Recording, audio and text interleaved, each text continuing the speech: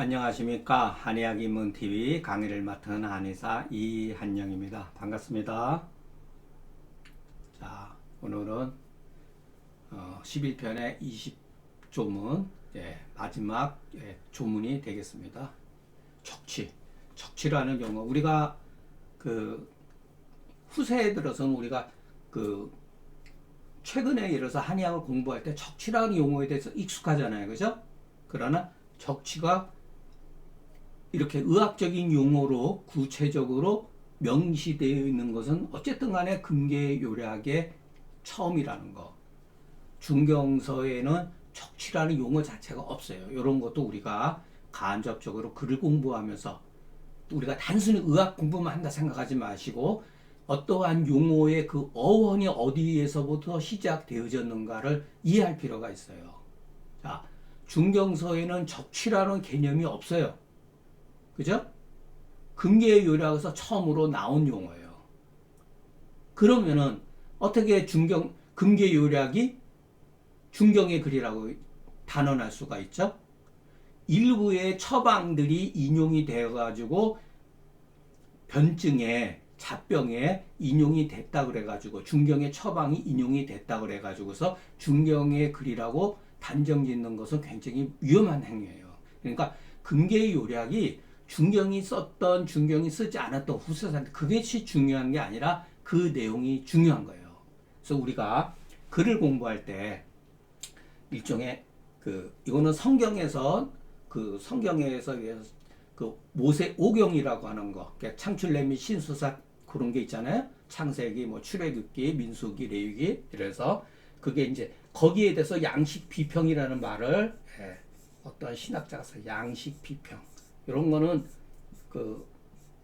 꼭 성경에만 해당되는 게 아니에요. 문헌에 대해서 고서에 대해서 우리가 이렇게 비평하는 거, 글씨체라든가 문장의 어떤 흐름이라든가 어떤 식으로 글을 썼는가, 어떠한 용어의 개념 이런 걸 가지고 비교하는 거예요. 그래서 이것은 중경의 글이 아니구나 파악할 수가 있는 거예요. 또는 글 쓰는 데 있어서 뿐만 아니라 예를 들어서 모세가 애굽에서 탈출했을 때 출애굽이 과연 고고학적으로 고증을 할 수가 있느냐? 거기서 40년 동안 했으면 무엇인가 흔적이 남아야 되잖아요. 그러나 없다는 얘기예요. 그럼 어떻게 되느냐? 그러면 모세 오경은 후세에 누군가 편집해가지고 썼다는 것을 우리가 미루어 짐작할 수 있다는 거죠. 이거는 성경뿐만 아니라 한의학에 있어서 중경서라든가 황제내경이라든가 금계요략, 신론 본초경은 여기에 해당이 돼요. 그 뒤에 글들은 자기가 쓴 글들이 그대로 수나라 이후서부터는 정해져 있기 때문에 별 문제가 안 되지만 여하튼 고서들은 전부 다 문제점이 있는 거예요. 그래서 제가 그 자서변에서도 여러분들한테 누차 말씀드렸잖아요. 한 시대의 글도 아니고 한 사람의 글이 아니다. 이거 유명한 얘기거든요. 그러니까 우리가 이런 글을 보면서 생각을 해야 돼요. 그냥 막 해석하면 안 되는 거예요. 자, 병에는 적이 있고 취가 있고 곡기가 있는데 무엇을 말하느냐? 적이라고 하는 것은 장병이며 움직이지 않는다. 취라고 하는 것은 부병이니 육부의 병이니 발작할 때 어떤 상황에 따라서 발작하는 경우에 때에 따라서 발작한다. 발작하는 경우가 어느 상황에 있을 수가 있다. 그리고 전전통이하면서 움직인다. 통증도 움직인다. 이것은 치료하기가 수월하다. 곡기라고 하는 것은 혀파 통해 가지고 누르면은 낫고 다시 발하게 되면은 향기가 된다. 향기라는 게 뭔지를 모르겠어요. 뭐 곡식에서 나는 냄새인지 뭘 말하는 건지 뭐예요. 물론 사전 같은 거 찾아보고 여기 좀 뜻이 나올 수가 있겠죠. 그러나 원래는 조문이라고 하는 것은 그 조문을 가지고서 그 조문이 이해가 돼야 되는 거예요. 자, 여러분 이것을 여러분 보세요. 이게 얼마나 막연하죠? 그러면 적은 장병이면 오장에 적이 있다는 거죠. 그죠? 취는 육부에 다 취가 있다는 얘기죠. 근데 문제는 여기서 이제 발생이 되는 거예요. 자, 간에 그럼 적이 있으면은 간의 적을 치료하는 약이 뭐죠? 알 수가 없잖아요. 소장에 적이 취가 있으면은 소장에 적 취를 취하는 약은 대장에 취를 취하지 못하나요? 그게 아니잖아요. 이와 같은 것은 말은 그럴듯하고 좋은데 입증할 수가 없다는 거예요. 현대 과학으로도 어떤 약이 간의 적을 치료한다고 하는 것을 입증하기가 어렵다는 거예요. 간의 적을 치료하는 약이 그러면은 비병의 적을 치료하지 못하나요? 그게 아니잖아요. 그래서 중경은 이와 같은 방식으로 글이 쓰지 않았다는 거예요. 이것을 우리가 착안을 해야 되는 거예요. 그렇기 때문에 이런 말들은 참 좋은 말이에요. 그럴듯하죠. 그러나 실질적으로 이것은 입증하기가 굉장히 어렵다. 어떤 약이 과연, 그래서 나중에 약물에 대해서 규경설이 나오잖아요. 규경설.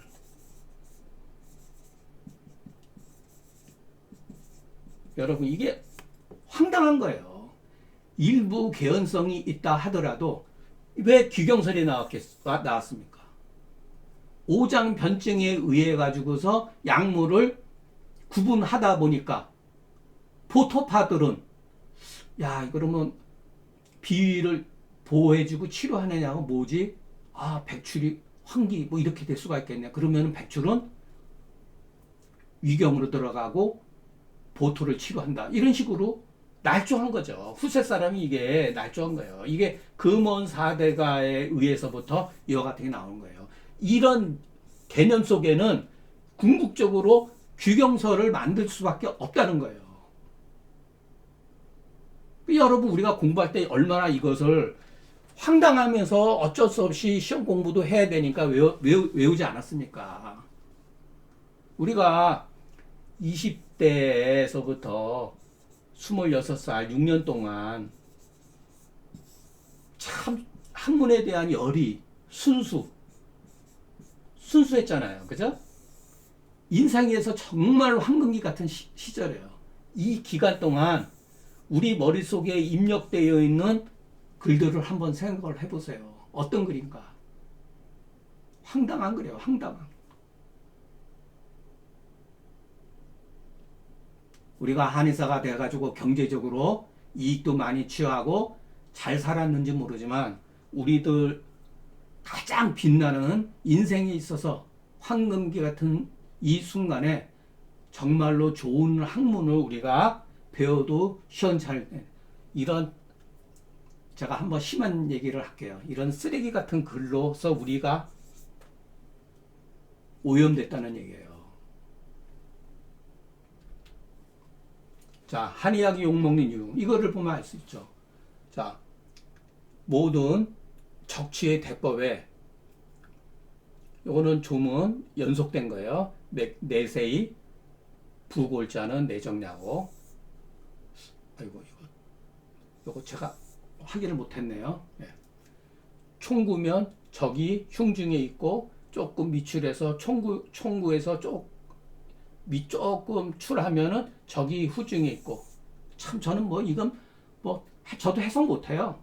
관상하면은 적이 제방에 있고 관상 위로에 나타나면은 적이 심화에 있고 조금 총관맥에 하가 하면은 적은 소복에 있고 척중하면 기충에 있고 맥이 좌로 출하면은 적은 좌에 있고 우로 출하면은 적은 우에 있고 맥이 양쪽에 출하면은 적은 중앙에 있으니 각각 그 부로서 처리한다. 저도 이거 솔직히 해서 해석도 못해요.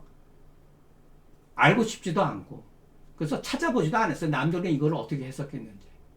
저는 이런 거 몰라요.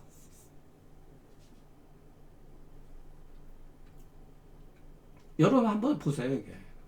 이게 글이냐고, 이게. 자, 잘못된 표기에 의해 우리 인식은 왜곡된다. 제가 두려워하는 건 이거예요. 네. 우리가 한의학을 공부하면서 잘못된 현상에 대한 그 인식 왜곡이 굉장히 심해요. 제가 여러분들한테 처방을 강의할 능력도 안 돼요. 예, 그만큼 뭐 그런 데에 자질도 없고, 예, 관심도 별로 없어요. 그러나 고방이 원래 가지고 있는 한의학의 원형이 굉장히 좋다는 걸 인식을 하고, 제 주제를 무릅쓰고 여러분들한테 정말로 그냥 뭐 여러분들이 어떻게 저한테 대해서 평론을 하시든 관계하지 않고 얘기를 하는 거예요.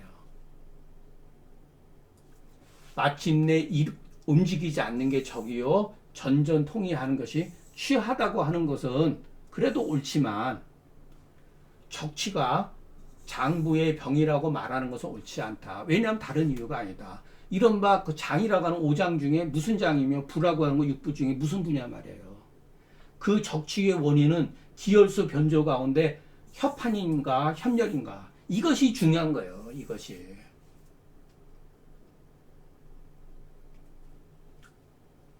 중경 이후에 문자가 이렇게 지리멸렬하게 변했다는 것을 우리가 인식을 해야 돼요.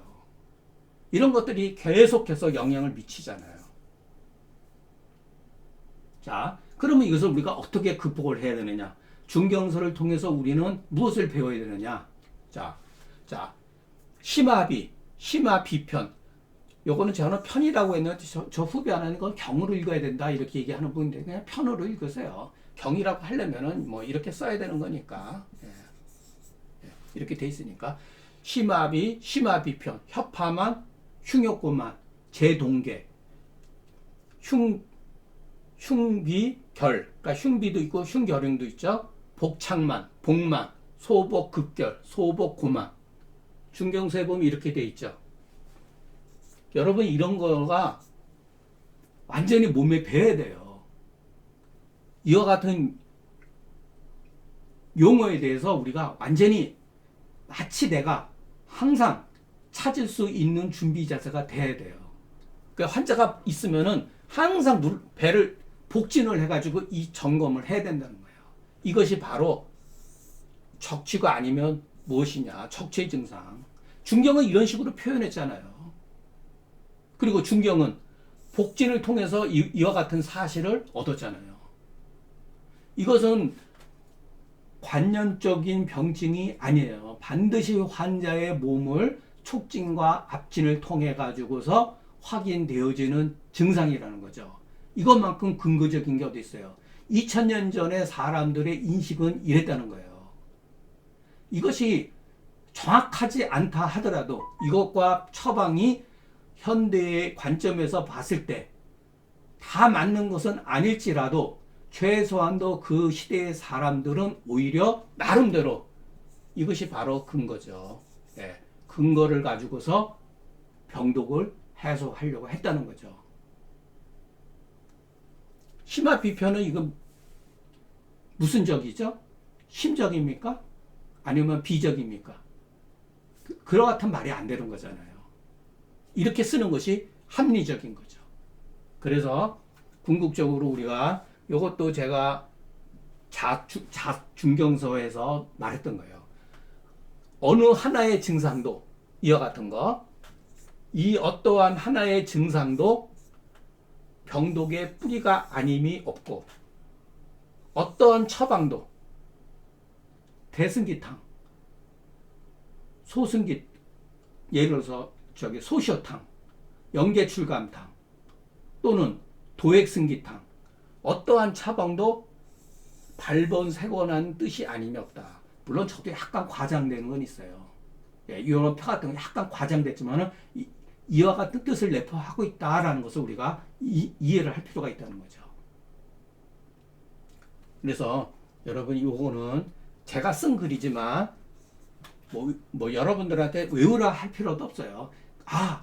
어떠한 증상도 병독과 관계되지 않는 증상이 없다. 알고 보면 그 증상이면, 그 증상을 캐고 들어가면 병독과 관계가 있다는 거. 그렇기 때문에 중경서에 제시된 처방, 그러니까 금계율약에 제시된 처방, 어떠한 약물도 발본색원의 뜻을 다 가지고 있다라는 것을 우리가 항상 생각을 해야 된다는 거예요. 막연하게 알면 안 되는 거죠. 반면에 앞에 있는 이걸 요략이라고 해서 다 그런 건 아니에요. 사실은 요 편만 그런 거지. 반면에 맥진을 통해 가지고서 논했잖아요. 적치를. 아니 총간척을 왜 그걸 가지고 당신은 간 적이 있습니다. 당신은 뭐 신적이 있습니다. 왜 이런 식으로 하죠? 두 손 놔두고 복진을 해야죠. 해서 그 횡설수설이 정문에 부합하지 않은 것이 명명백백하야 중경서와 같은 동렬의 입장에서 논할 필요가 없다. 논할 수가 없다. 그래서 우리가 어떠한 글을 본다 하더라도 적시를 본다 하더라도 항상 중경서를 근거로 해서 절충을 해야 된다는 거예요. 네. 그러면 우리가 적치라고 하는 개념도 이해할 수가 있죠. 제가 예전에 여러분들한테 그 복진에 대해서 했을 때, 복진을 했을 때, 촉진과 압진을 했을 때, 촉진과 압진을 할 때,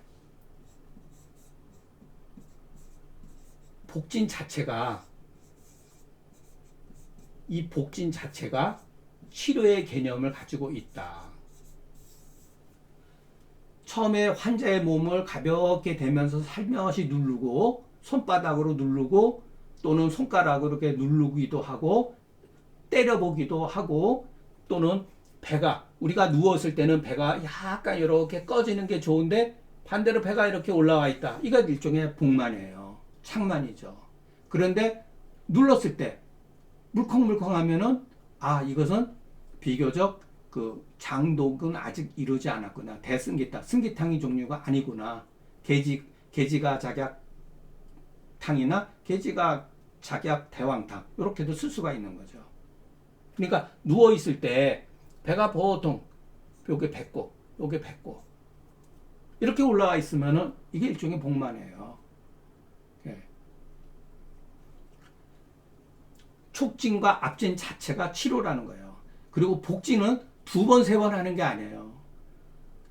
손을 대는 순간 가스가 옮겨간단 말이에요.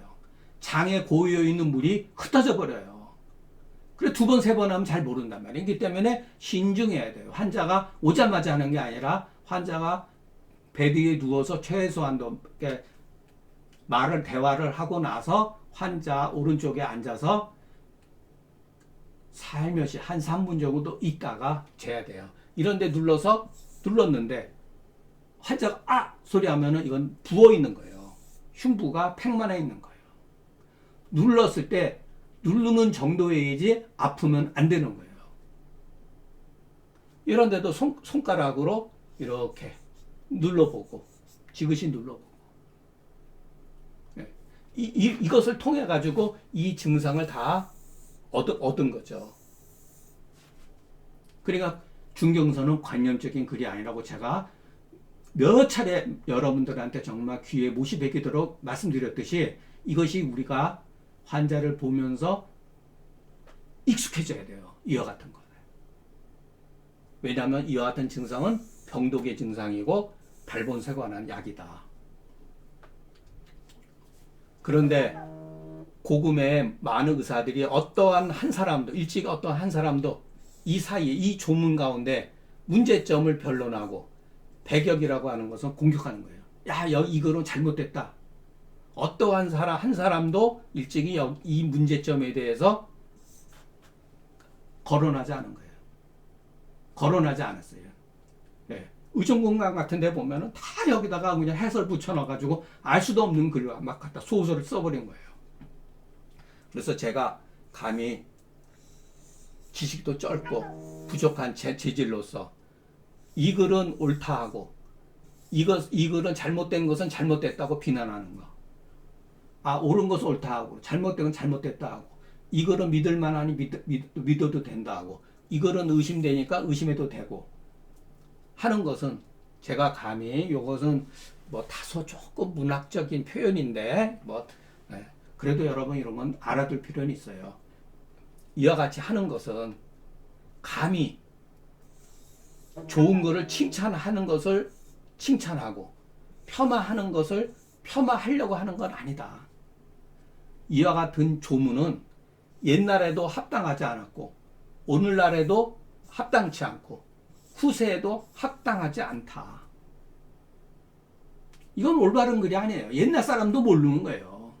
지금도 모르고 미래 사람도 알 수가 없는 글이에요. 내가 들으니 아는 것을 안다 하고 모르는 것을 모른다 하는 것이 바로 이것이 아는 거다. 라고 하니까 공자가 저기 뭐야 그 누구죠? 공자 그 제자 아이고 이제 뭐 하도 글도 막 저도 뭐 옛날 글 읽다가 이제 저거 하니까 자로가 잠깐만 잘난 척 하길래 핀잔하면서 이 말을 했어요. 잘 살펴봐라. 우리가 아는 것을 안다 하고 모르는 것을 모르는 거 이게 바로 안다는 거예요. 그래서 요거에 대해서 재밌는 이제 그 얘기 하나 해드릴게요. 옛날에 그 공자가 이제 그 이 자유가 자로거든요. 자로가 조금 이렇게 뭐 아는 척도 하고 막 그러는데 주제 넘게 그러니까 공자가 약간 핀잔한 거예요. 아는 것을 안다 하고 모르는 것을 모르는 거 이것이 아는 것이다. 라고 자유 너를 깨우쳐서 그 안다는 것을 깨우친다. 이렇게 얘기를 했거든요. 유는 자로거든. 유야 너에게 아는 것을 가르쳐 주겠다. 아는 것을 안다고 하고 모르는 것을 모른다는 거 이것이 바로 아는 것이다. 그런데 재미있는 거 여기에는 아주 재미있는 얘기가 있어요. 일설에 이제 이거는 후세 사람이에요. 아마 제가 알기로는 송나라 때 그 저기 뭐 어떤 학자가 저거 했다는데 야, 논어를 읽다 보면은 공자는 새 울음소리도 참 잘한다 그랬어요. 아 그게 뭐냐 그랬더니 공자 제자 가운데 공야장이라는 사람이 있는데 공야장이라는 사람이 새가 말하는 거를 알아듣는데요. 이 공야장이 재주가 있어가지고 그러니까 이제 뭐 전설이죠. 그러니까 비둘기의 울음을 듣는데 비둘기가 그러니까 야 또 너는 공야장한테 너는 그 새 울음소리도 안 되면 그 무슨 소리냐 그랬더니 공야장이 그걸 그대로 이긴 거야. 뭐라 하냐면 치치웨이 치치 부치웨이 부치 시치에 이렇게 말을 한 거예요. 이게 바로 요거죠. 중국말로 비둘기가 이렇게 지지지지 뭐 이렇게 했겠죠. 치치웨이 치치 부치웨이. 그러니까 공자가 이걸 딱 듣고 바로 이렇게 했다는 거예요. 그래서 야 공자는 참으로 새 울음소리도 아는구나 그랬다는 거예요. 그래서 논어 가운데 또 이런 말이에요. 여기는 이제 비둘기인데 어떤 경우는 또 그건 제가 잘 모르겠는데 고불고우면 고제고제하 그랬어요. 고라고 하는 건 소쿠리거든요. 소쿠리가 소쿠리로서 역할을 못하면 소쿠리라고 할 수가 있겠느냐. 고불고우면 고제고제하. 그것도 중국식으로 하면 어떤 새 울음 같은 거예요. 그래서 논어 같은 경우는 글이 굉장히 이렇게 굉장히 쉬운 글이에요. 어려운 글을 거의 안 써요, 공자는. 근데 따라갈 수가 없는 거예요. 후세 사람들은 글을 그냥 막 억지로 그냥 난삽하게 하고 쓰지도 않는 용어를 쓰고 그러는데 글을 읽어보면 지지지지 부지 시지 참 이렇게 혀에 글들이 달라붙어요. 논어가 왜 학문 가운데서 소위 말해서 제가 무슨 뭐 그 무조건 공자를 이렇게 무조건 존중하자 이런 뜻이 아니고 논어라고 하는 글 자체가 그래요. 처음에도 그랬잖아요. 학이 시습점은 불령년. 참 얼마나 쉬워요 글이. 그런데 그 뜻이 어려운 거죠. 실천하기가 어려운 거죠. 근데 후세 사람들의 문장을 보면은 억지로 갖다가 안 되니까 공자처럼 글을 못 쓰니까 어려운 글자, 난해한 글자, 막 비비 꼬아가지고 막 이렇게 쓴 글이 허달해요. 근데 과연 무엇이 좋은 글이냐? 이런 게 좋은 글이에요. 지지 부지 시지. 여러분 이거 모르는 글자 하나도 없잖아요. 읽어보세요. 소리 내서 읽어보면은 그냥 음악이에요. 음악. 논어는 그냥 한편의 그냥 음악이에요. 전부. 읽기가 좋아요. 이게 좋은 글에 가지고 있는 거예요. 후세 사람도 그래요. 무지하게 까다로워요. 그러니까 말도 안 되는 걸 가지고 말을 만드니까 억지로 글을 쓰다 보니까 이런 일이 벌어지는 거예요. 중경서 보세요, 여러분. 중경서 좀 어려운 글자가 어디 있어요? 어려운 글자 사전에 찾아볼 필요가 없잖아요. 병명이 있어요, 뭐가 있어요? 오로지 병칙만 있죠. 그게 중경서예요. 그래서 일본 고방가들이 중경서는 유아기의 논어와 맹자와 같다라고 하는 이야기를 알아야 돼요. 논어와 맹자 가운데는 하나도 허튼 소리가 없어요. 현대의 관점에서 비판은 받을 수 있을지라도 공자 맹자의 사상이 현대의 관점에서 비판을 받을 수 있다 하더라도 어떠한 것도 현실적이지 않은 게 없어요. 누구나 다 보고 이해할 수가 있는 거예요. 근데 벌써 장자, 노자라고 하면 저도 노자, 장자 참 좋아해요. 기기묘묘하죠. 기기묘묘해요. 그래서 일본 고방가들이 중경서는 유학에서 논어와 맹자와 같은 책이다라고 이 얘기를 했잖아요. 그러면 그 걔네들의 일본 고방가들의 실력이 어느 정도라는 걸 알 수가 있잖아요. 우리 한의학에서 중경서에 대해서 그렇게 극찬한 사람이 있습니까? 그만큼 수준이 떨어진 거예요. 관념적인 의학에 빠져버려가지고 뭐가 뭔지도 모르는 거예요. 자, 오늘은 여기서 강의를 마치겠습니다. 경청해 주셔서 감사합니다.